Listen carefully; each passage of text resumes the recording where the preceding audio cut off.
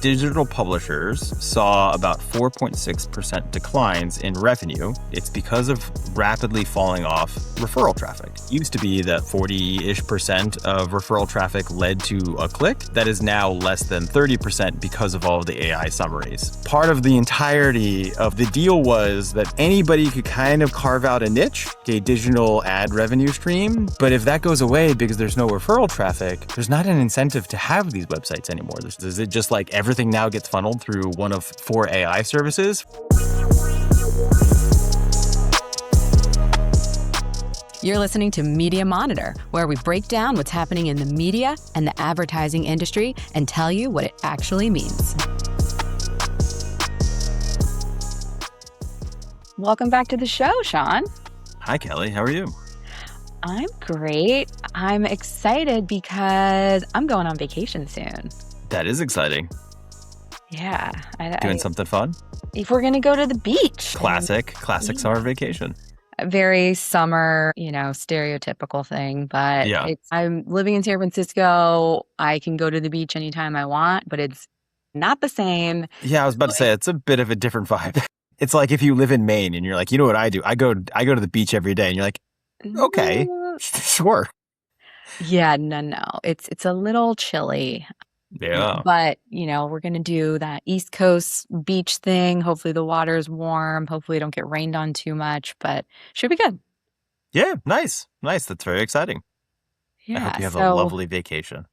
Thank you. Well, so before I do that, I thought it would be a good idea for us to do something we haven't done in a while and go through some headlines, because there's been some good ones that have popped up into the news in the last week or two. How's that sound?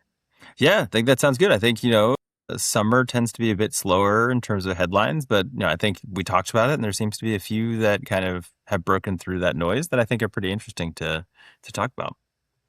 Yeah, so I will kick us off with some news I saw that had to do with NBC and YouTube. So it sounds like all of the sudden, if you are a YouTube premium subscriber, you're getting access to a lot of additional content. So I saw, I'm pulling this from Media Post, and they are going to push major distribution for Peacock, NBC Universal. They're going to push their content with YouTube into their YouTube premium offering, which I had to ask myself because we're not a YouTube house. The difference between YouTube Premium and the YouTube TV. You know this. Not well. It's about ad load and things like that. But I am neither from a subscriber perspective. So I've read about it. I'm like, okay, you get some changes in ads and there's, some benefits in terms of consumption. But yeah.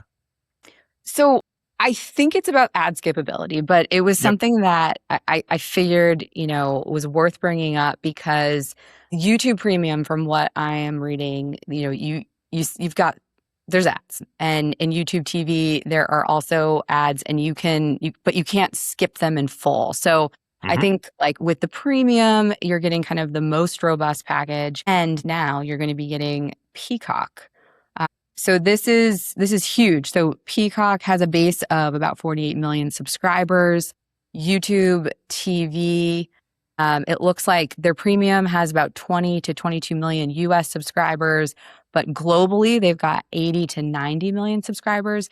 So I think the most interesting piece there is that the crossover was pretty light. So they're looking for a way to really expand that offering and get into your home through YouTube. Yeah, right. And I think the key call out here around YouTube, to your point, is that it's not necessarily YouTube TV, right, alone. YouTube TV is, often the substitute for your typical cable package. It's what you can kind of watch linear TV through what's called a virtual VMB or a vMVPD, that's this kind of video provider that essentially streams the content instead of your old school set-top box. YouTube has an offering, Hulu has an offering, but they're kind of virtually indistinguishable from TV and kind of just feed you the TV content. YouTube Premium, though, is also part of kind of the YouTube offering writ large, which is the user-generated content. I think it's fascinating, given where the conversation was a couple months ago, at least in terms of that LinkedIn feed of like, is YouTube finally TV? Can we treat it as TV? Because like even the user generated content YouTube, at least according to Google, is now 80% of it is consumed on a television set. Mm-hmm. So there's now this natural phenomenon where it used to be all mobile driven versus TV was for just the streamers. But now, Peacock is competing direct for eyeballs with both kind of the, YouTube component of their TV offering, but now also, at least in the last year or so, the just user generated content on YouTube. Like, oh, I want to learn how to make a ganache frosting. I don't know. I'm just going to watch that Sandcastle for at the 10 minutes. beach. What's the Sandcastle at best the beach. way? Really don't know where ganache frosting came from, but It sounds delicious. it is delicious, by the way. I love a ganache. Yeah, exactly.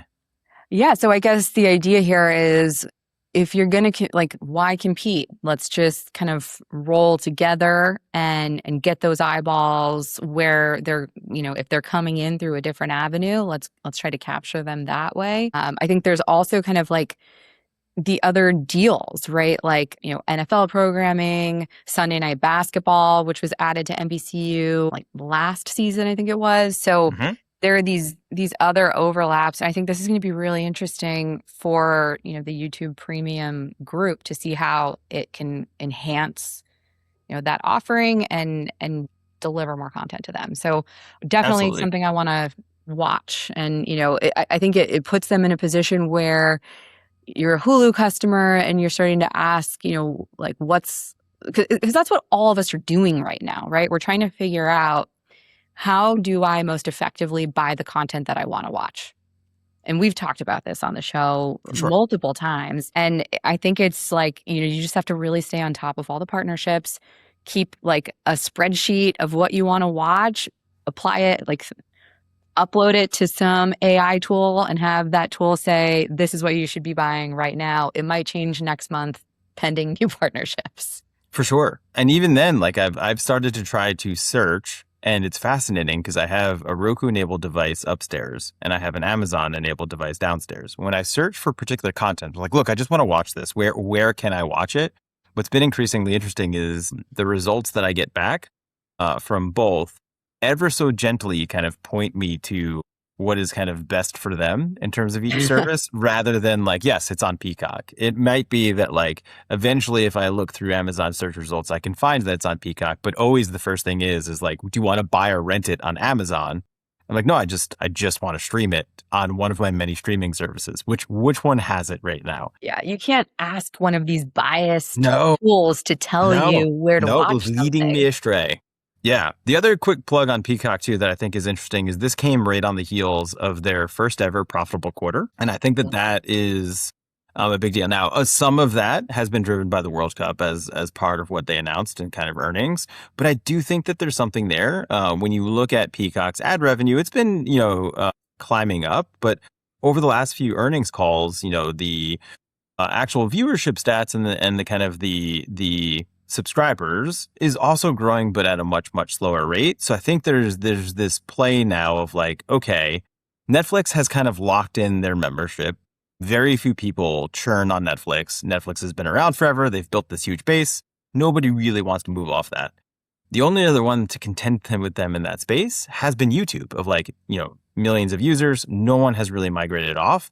And so then the rest of the players are really trying to figure out a strategy that says, okay, like how do I essentially ride that growth and kind of tap into those users. And so it makes a lot of sense strategically. I'm actually curious in like another 3 quarters, what that, subscriber rate looks like. Is it just, hey, yeah, it kind of stays exactly as is? They're basically just trading back and forth. It turns out that like a YouTube Premium subscriber who was a Peacock subscriber before just renegotiate it so that the bundle's cheaper, right? Or does it vice versa?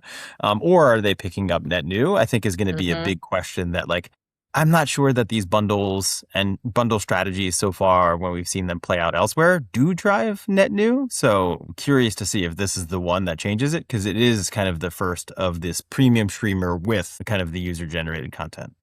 Yeah, I think gone are the days of the net new. They're just stealing from a different somebody provider. Else. Yeah. Okay. Well, so what did you see in the news this week, Sean?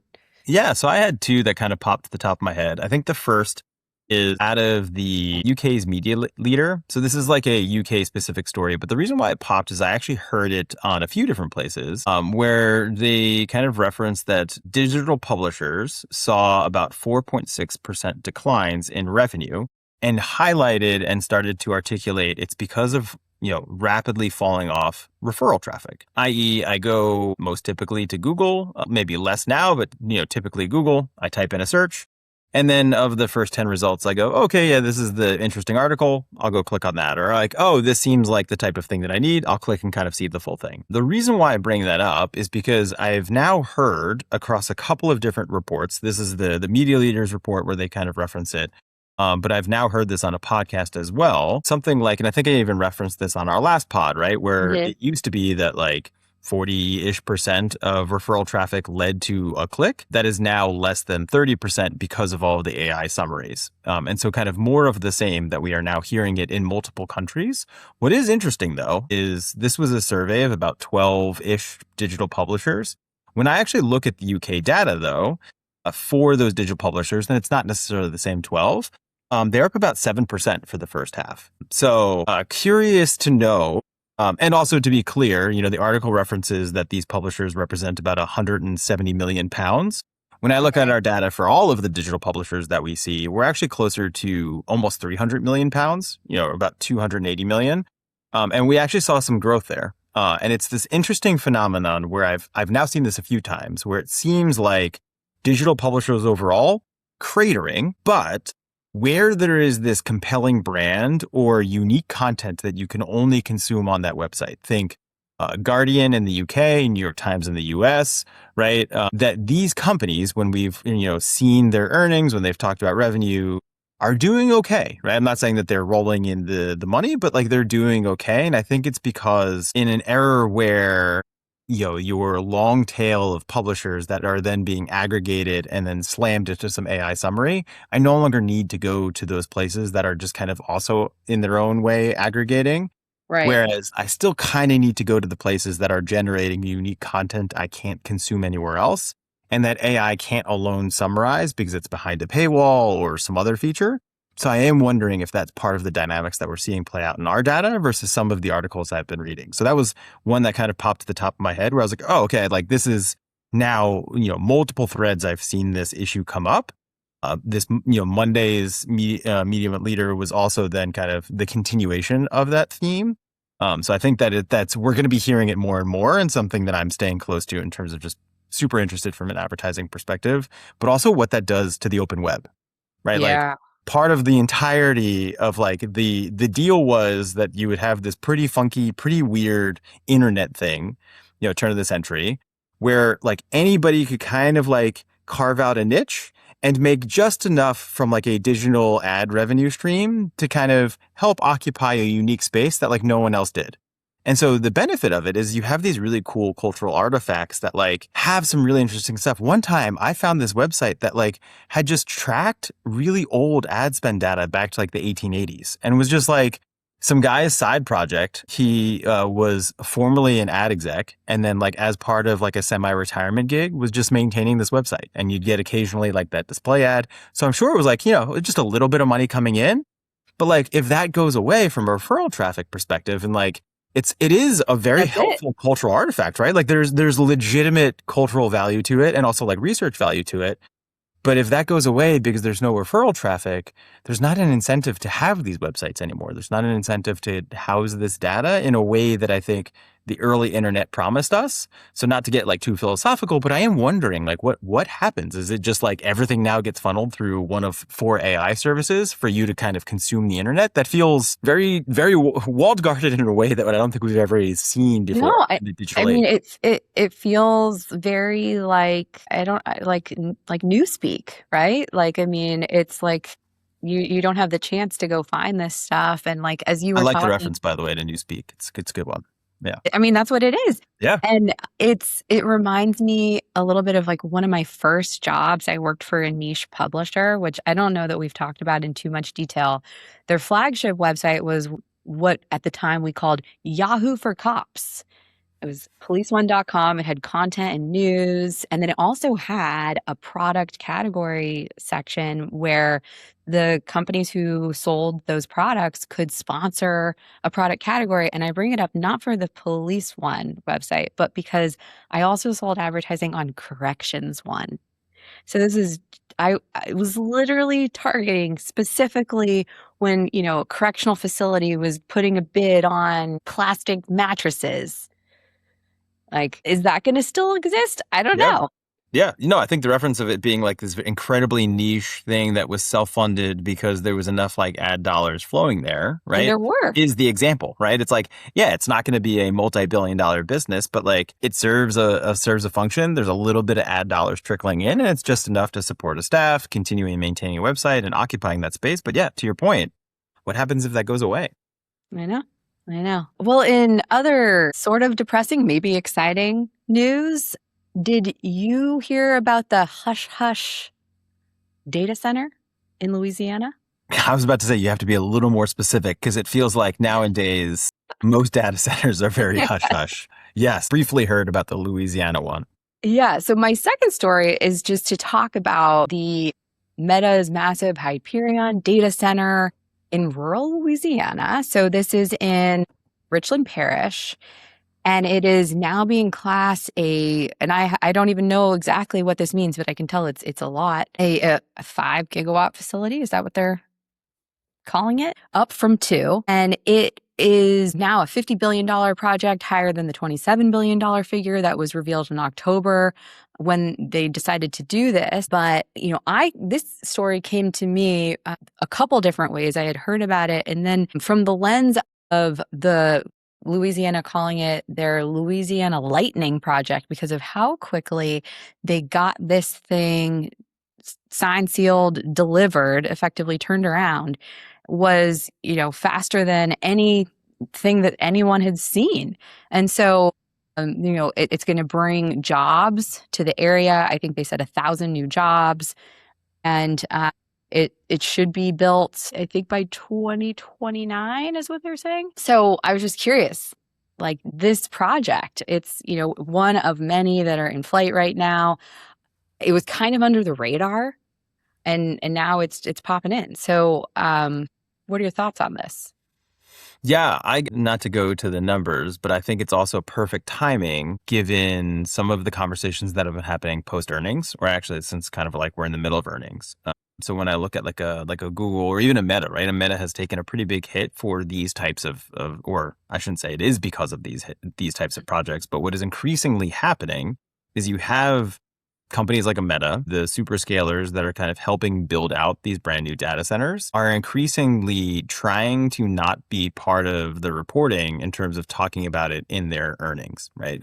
What might eventually come out in their 10Qs for capital expenditures, CapEx, right, is increasingly the way they are funding these deals is super sneaky in that it's not necessarily like a Meta's data warehouse, but rather they are guaranteeing the loan to another company who is actually then going to do the build. But part of that build and guarantee is that Meta will then be the exclusive leaser of said property or data center. Right. So increasingly, it is not showing up in kind of these typical conversations around CapEx. But despite that, both Google and Meta, even with moving off this debt, even with moving off these expenditures into these kind of what are sometimes called like special vehicles, we both have seen these companies skyrocket in terms of CapEx. YouTube, for the first time, posted negative cash flow, I think ever, if not in the last 20 years, which is like bananas, specifically because of all of the AI funding. Meta has basically just completely vertical line down post earnings because of all of the various CapEx expenditures. The only one that's doing okay is Microsoft, and it's because they are also like they are on both sides of the fence, right? They have their own AI product, but they are also, through their cloud kind of being the data center. So that one was less, I think, concerning for investors. But like increasingly, the thing that kind of concerns me is that these billions that ultimately is like $1 trillion investment is very hard to track. And because it's hard to track, then it's hard to also understand like where we're at risk within the economy, how this might impact the ad world, et cetera, right? There is a million different trickle down things. So I think the Louisiana data center is only like one of many projects that I've been following. There's another one in Texas, almost same exact kind of setup, different cool name to what to call it, but like same kind of vibes, right? Yeah. Where increasingly it seems like a fairly risky venture. And I think we're starting to see that from investors where they're starting to kind of pick and choose what companies they think are smartly investing in AI versus what companies are just trying to scale to just stay in the race. And it seems like we are starting to get into, I wouldn't say necessarily a bubble pop, but starting to get into, I think, a little more nuance around what is AI, how it's going to grow, et cetera. So I think, more to watch here. I'm sure all of us will find out probably at the same time what will be the impact of the tremendous amount of spend on data centers. Couldn't have said it better. Anything else in the headlines for you this week, Sean? Yeah, just pivoting real quick. I saw this interesting article from Streamlined written by Victoria McNally, and I got it in, what are those things called? Emails? What's the email thing? Newsletter. I was like, the email thing where it comes and it shows up. Yeah, it's great. But I was interested because it kicked me off where it was talking about there's not enough ad inventory for women's sports because demand has gotten so high to be part of women's sports, mostly read by the whole Caitlin Collins WNBA effect. And unfortunately, I'm blanking, but also Caitlin Collins' teammate, the one who did the figure point and turned into a meme. You should know. She's fantastic. I'm really ashamed that I don't remember her name. Great meme, but also like because of these, right? There's this increasing interest in women's sports, specifically the WNBA. But part of the problem is there just isn't as much coverage and peripheral content for women's sports than there is men's sports. One, typically the men's sports have more teams, so there's more content just in terms of live coverage. But then there's also additional shoulder programming, the stuff that comes before and after, and then documentary series, interviews, panels, etc. Overwhelmingly, there's more and more men's content out there, so it's not that hard to find the right place, right time if you want to get in and advertise. But advertisers are running into the problem where they want to advertise on women's sports, but they've actually hit a wall because there just isn't enough ad inventory to go around. Or even for like a smaller brand that doesn't want to pay for live sports CPMs, what we've seen in our data is like a great place is like the documentaries. You can also buy like what's called a multi-sport deal where you buy a little bit of everything. Mm-hmm.